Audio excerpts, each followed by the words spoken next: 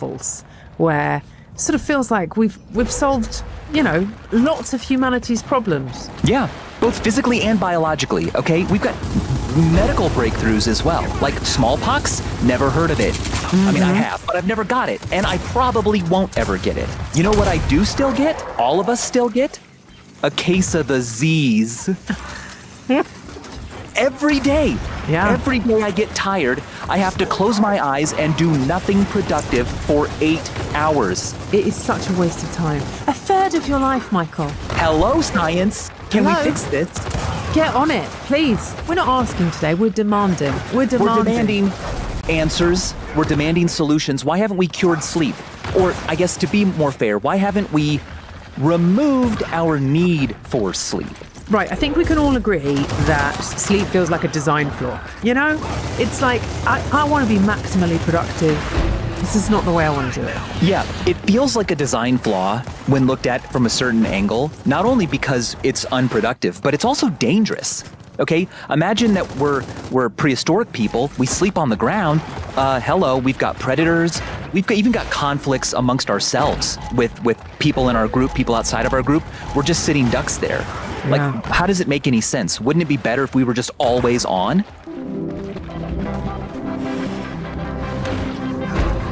This episode is brought to you by Cancer Research UK. The word cancer comes from the Greek karkanos, meaning crab, and Hippocrates used that word because tumours can spread out like crab's legs. For a long time, cancer was poorly understood, and so I think because of that, it was almost scarier, and people didn't even say its name. But what science has done since is replace uncertainty with understanding. But that understanding isn't instant, because cancer isn't just one disease, it's hundreds of different diseases, each behaving differently depending on where it is and its genes. And that complexity is why progress in cancer research can feel like it's slow. But step by step, research is saving and improving lives. And that's why Cancer Research UK, the world's largest charitable funder of cancer research, supports work across more than 200 types of cancer, from the tiny changes inside cells that start the disease to better ways to spot it earlier and treat it more precisely. For more information about Cancer Research UK, their research and breakthroughs, and how you can support them, visit cancerresearchuk.org/the rest is science.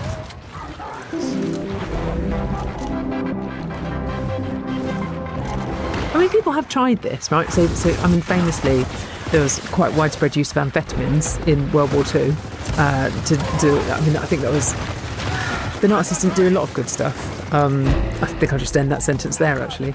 You don't need to elaborate, but they did bad things to themselves, too. I mean, you've seen the video of Adolf at the, Olympics or whatever, and he's just, shaking. It was quite a successful strategy to turn German soldiers into basically machines. I mean, one of the reasons why Blitzkrieg was so successful was exactly this idea that you were not limited by the sort of biological bounds of the human body if you can drug your way out of it. But it only works for a very short period of time. I mean, you can't cheat sleep indefinitely. You cannot. It comes back and it bites you, and you're much worse off.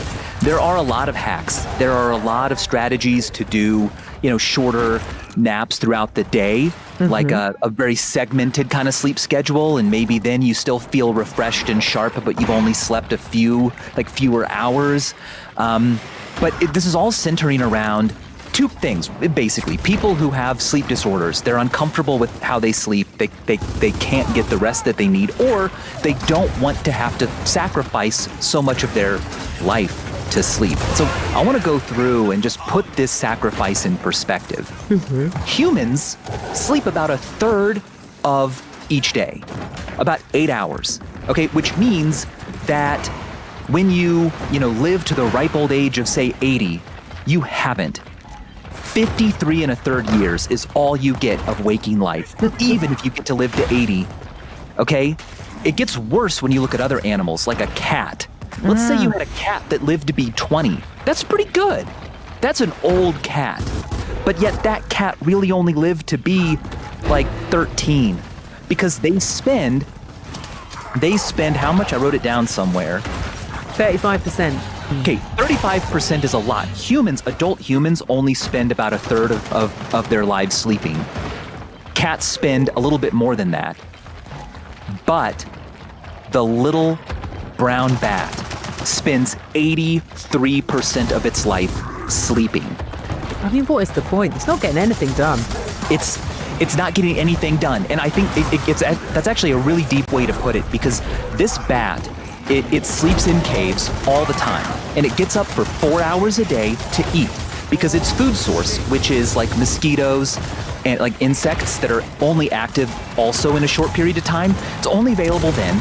If it stayed up later, it would get too cold at night and it wouldn't be able to keep itself warm. If it was up during the day, it would get eaten by predators. So it's got this very thin, liminal evening window to eat food and then go back to bed. When you spend more than half of your life sleeping, it's almost this trippy inversion where you exist to sleep. You are a sleeping creature, and you just wake up long enough to eat enough that you can keep sleeping more. That's your purpose in life, to be asleep.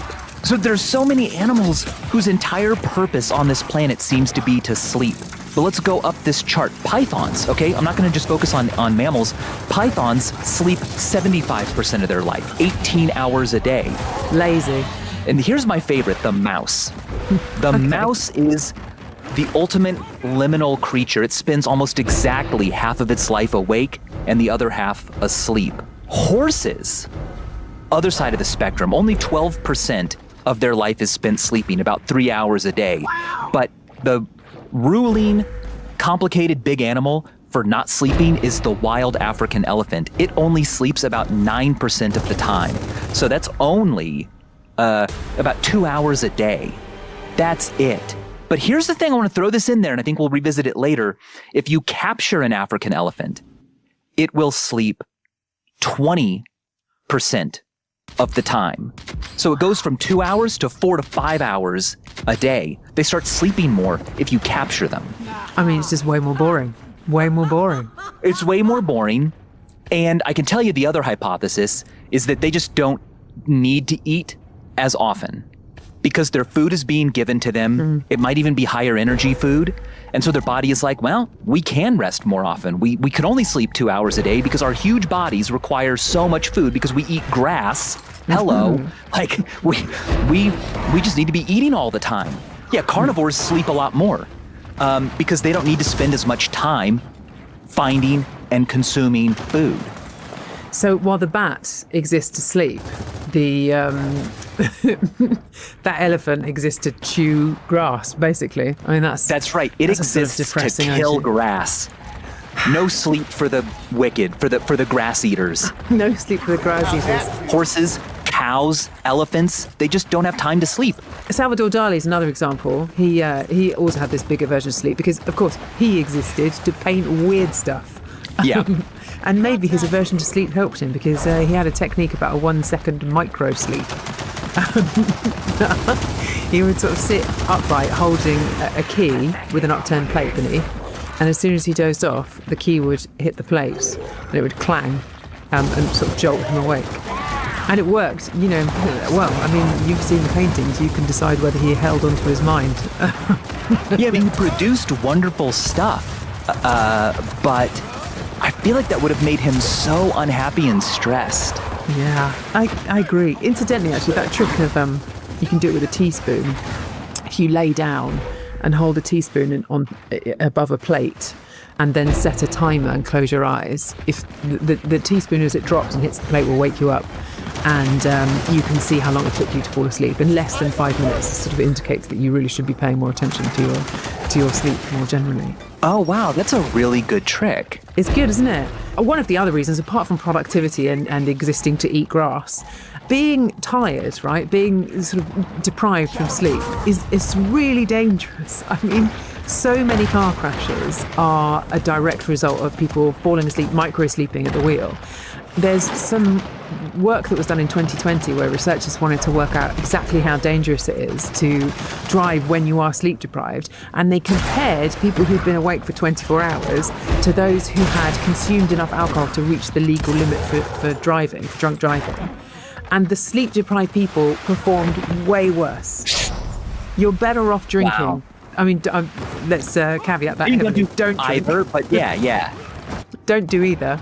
But you are better off drinking than you are driving incredibly tired. There's, since last year, now new cars, certainly this is in the UK, maybe internationally, are fitted with internal-facing cameras in order to watch for this, because it just kills so many people on the roads. But you also, I mean, to say just how painful and excruciating it is to try and just fight it without this sleep solution that we are hopefully going to have invented by the end of this episode. I mean, sleep has been used as a form of torture in the 16th and 17th centuries in Europe, but particularly in Scotland and England. The inquisitors who were looking for witches or whatever it might be, they realised that if you use physical torture, then actually it can harden people to speaking to you, harden people against talking to you. It sort of makes people into martyrs, makes them hold out longer.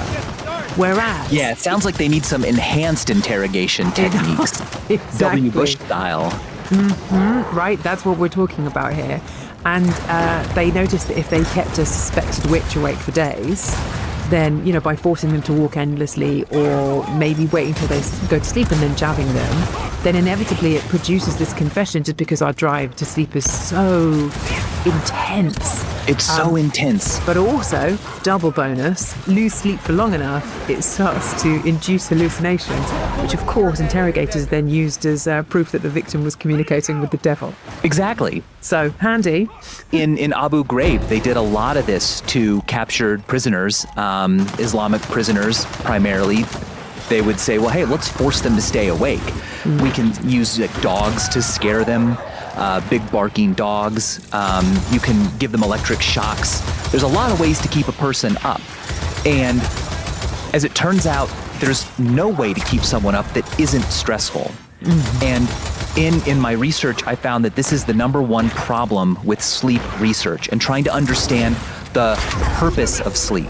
There's just no way to deprive a person or some other kind of animal of sleep without actually just studying a stress response. Yeah. Even, a really gentle way of like playing with a mouse for hours and hours for days so it stays up, it still produces cortisol spikes as it just keeps waking up.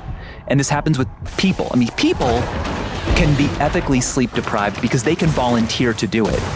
I mean, they can have children. Babies will do that for you. Yes, babies will do it for you. But guess what? It doesn't just make you tired. It also makes you irritable. And separating whether the irritation is coming from a lack of sleep or the constant arousal reflex of waking yourself up is unknown.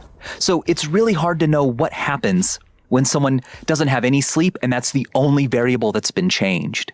So there are, before ethics committees got involved, and sleep deprivation now, by the way, does count as torture. The UN has, since what happened after 9/11, has changed its ruling on that and says that the deliberate destruction of sleep architecture is torture, full stop. Back in the day, before those kind of rulings, before ethics committees, there were researchers who would deliberately deprive themselves of sleep. Two in particular, this is in 1896, Patrick and Gilbert, they're called. And they managed to stay awake for 90 hours, which is just under 4 days. And they documented their own mental decline. So by hour 24, their attention span decreased. By hour 48, they were having trouble with really simple arithmetic. Yeah. And then it goes downhill very quickly. By hour 60, hallucinations are beginning. By hour 72, they can barely think straight. And then by hour 90, they describe themselves as barely human. Yeah. Which is an incredibly quick decline. I think I've stayed up for a bit over 48 hours. That's my longest ever, which was when I had my daughter. Maybe into the 50s, but I was really broken by the end. Wow. Yeah, you'd be really broken. I stayed up maybe for about 40 hours in a row when I flew back from New Zealand. I did one of those, and this was just last week. I did one of those like day flights that's 12 hours long. So I just read the whole time, never slept. And then I arrive in LA and it's morning, and I had to fly from there to Colorado, and I was nodding off on that flight, but I couldn't sleep. So I kept like jumping back up, and it made me increasingly hot and uncomfortable and really, really angry and short-tempered. Then I was like, well, what do? Do I just stay up until a regular time to go to sleep in the Mountain Time Zone? And I did. But man, I was so loopy. I was like unable to judge, what was important and what wasn't. It was a bad position to be in. The last election in the UK, I was part of the election coverage, which runs through the night. So, what were you doing? Were you doing like the data of the votes me. coming in? I was the numbers girl. The numbers girl. It was honestly so much fun. It was so much fun with Alistair and Rory from The Rest is Politics, actually. You actually start off quite early because you're preparing all of your notes, all of your, you have to also prepare all of the when the exit polls close, you have to prepare your packages for that. You start off maybe 10 o'clock in the morning and you run through on air till the following 10 a.m. And it definitely comes in waves. So your tiredness, I would say once you get to about 2 o'clock in the morning, that sort of that zone between 2 and 6 a.m. is really tough. But once you get past that, the next wave is actually okay. But it is quite entertaining to watch some of those broadcasts and to compare the image of anyone who's on TV for that long. From the moment they arrive as the programme starts to the moment they leave, and just how much more dishevelled they look. It's quite a thing. Oh, I know. When I did the Minefield show, all of the interstitials were shot on the roof of a building at night. And so we had to do all night recordings for a week. So I'd have to sleep during the day, and then from like 8 p.m. until maybe 6 in the morning, we would film. And by the end of those, I would get so dizzy and so unable to focus. It was a good experience to learn like what happens to me when I haven't slept. But it's really bad. So what do we know about what's actually causing all of these negative effects? I think the astonishing thing about this is just how quickly you see these negative effects. I mean, we're talking, these examples that we're describing are when you lose 1 night's sleep, when you lose 2 nights' sleep. The study done by Patrick and Gilbert was 90 hours. But I mean, there are some people who have pushed this further than that, right? Well, yeah, and not voluntarily. There's, for example, a condition known as fatal insomnia. It's often called fatal familial insomnia because it is inheritable. If your parents have it, you most likely have it. It's caused by we know exactly what it's caused by, a genetic mutation of the PRNP gene, which is on chromosome 20 in position P13. And what this means is that your body produces proteins incorrectly. And over time, like over quite a while, up until your like 30s, you might not even know anything's wrong. But then suddenly you start to be unable to sleep. It's insomnia, right? Maybe you're stressed about something, maybe you're worried. But as it turns out, these incorrectly produced proteins are actually affecting your thalamus, which is a part of the brain that regulates a lot of automatic behavior, not just sleeping, but also your heart rate, your digestion. But the things that we notice first are the inability to sleep. It begins a few weeks of just not really being able to sleep, and then suddenly you can't sleep at all. Let me give you a timeline here. Fatal insomnia has 4 stages. It begins with not just worsening insomnia, but panic attacks, paranoia, and new phobias for about 4 months. And then for another 5 months after that, you start to have hallucinations and really extreme panic attacks. A hallucination means you're seeing things that aren't there. And then for about 3 months after that, you have a complete inability to sleep and you rapidly lose weight. And then over the next 6 months, you develop dementia and die. Wow. It all just kind of suddenly happens. Wow. Okay, but if this is genetic, you know this is in your future. So when you're in your 20s or whatever it is, you know that you don't know how long you have left, but you know this is coming. If your parents or someone in your family was diagnosed with fatal insomnia, you may or may not have that same mutation. You're not guaranteed to, but there is a just astonishing documentary about 2 women who are sisters whose parents had this. And they each have, like a 50% chance of having it too. And the big question is, should we go get tested? We're not old enough now for the symptoms to start beginning, but they may or they may not. Do we want to know? And the documentary is very much about that debate. I think one of them decides to get tested, the other just doesn't want to know. It's incredible. Which side would you fall on? If I could tell you for sure which day you would die, would you want to know? If I had a piece of paper with it written down, would you want to know? Man, I don't know. I mean, I'm assuming that there's no way around it. It's like somehow or another it's going to happen. Because otherwise I'm going to get distracted by thinking, oh, well, then I will avoid it. But famously in all the like ancient stories about this kind of thing, you can never avoid it. It always happens. Like the way you try to avoid it causes it to happen, right? So let's assume that I cannot escape it. Like it's an execution basically. And I know it's coming at this very specific date. I don't think I'd want to know.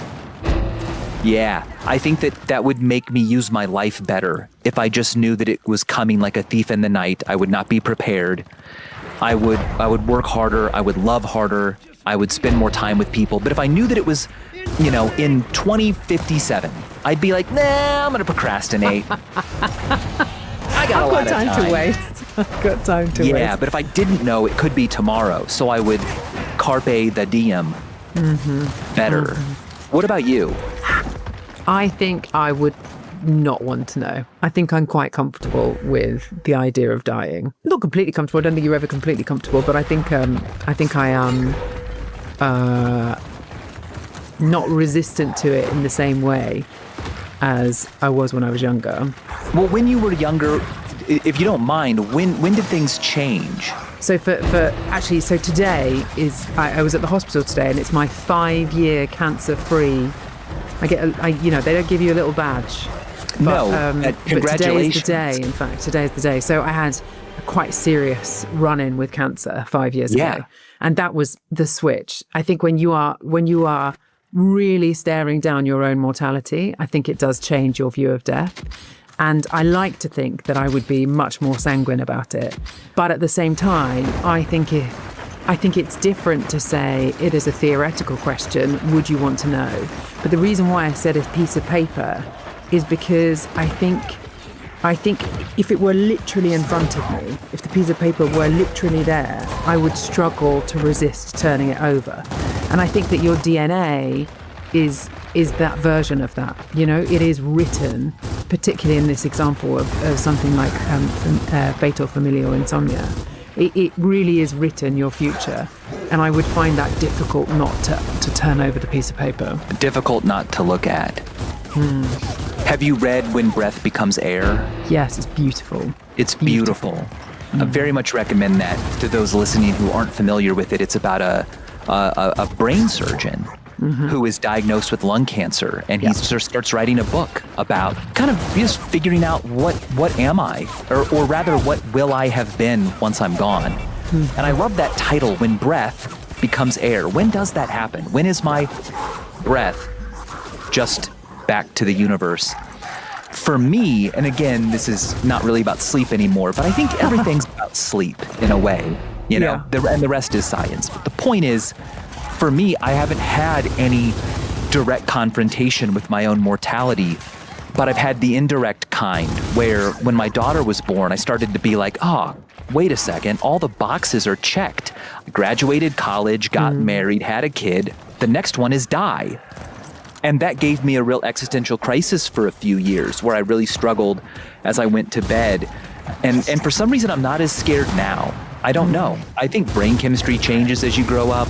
Who knows? But I think you also just get used to the idea a bit more. I do think that there is something about that, about just getting used to the idea. That's right. You get used to it. You spend enough sleepless nights worrying about your own mortality, and eventually you get bored of it and you move on and you go play some backgammon or something and you have a fun time, Go back to eating some more grass. Okay, so here's the thing though, right?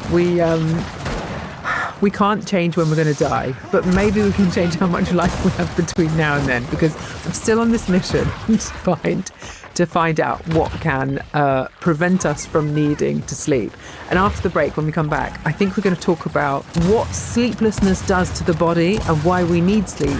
And maybe that'll give us a clue as to why we have not yet found a way to solve the sleep problem. Yeah, we'll solve sleep and then we can solve death. Sure. Easy peasy.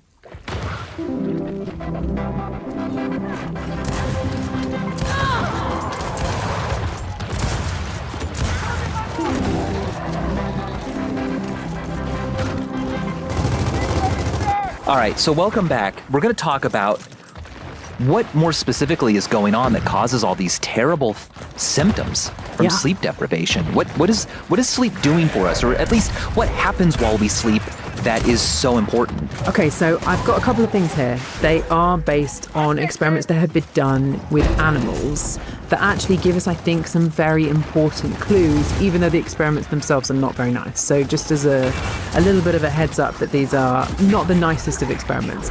So back in the 80s, there was a famous researcher called Rechtschaffen. This is in Chicago.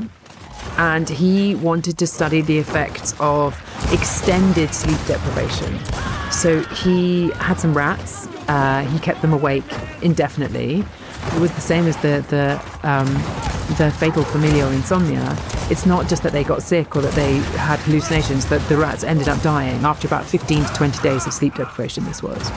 But the really strange thing was that up until this point, everybody believed this idea that sleep was all about the brain, that it was about clearing toxins from the brain, that it was about our cognitive shuffling, really sort of, filtering through the experiences of the day and making your brain more efficient. But when they performed these autopsies, what was bizarre was that, they were expecting the rats' brains to be total mush, really, after this time. But the brains were structurally fine. So, in fact, no major organs had this kind of definitive anatomical cause of death associated with them. All that had happened was, in advance, that the rats had eaten twice as much food but lost loads of weight, as you described with the FFI, fatal familial insomnia. They also lost their ability to regulate their body temperature. They've got very strange, like, skin lesions, and then they just died of this catastrophic system failure. But it was all this really strange mystery that, people knew that too much sleep deprivation, or not enough sleep rather, would kill you, but no one really understood the mechanism. And then only very, very recently, this is 2020, there was a neuroscientist from Harvard who decided to look at this problem without assuming that the brain was the culprit of the death. So their team, they got fruit flies and they had mice, and they kept them up for days and days on end, and they systematically scanned every tissue in the bodies of the animals as this was going on, looking for cellular damage. And they found the smoking gun. They found what was causing the problem, and it wasn't in the nervous system. It was in the intestines, which is so strange. Like, why would it be that it would be your digestive system that would cause this problem?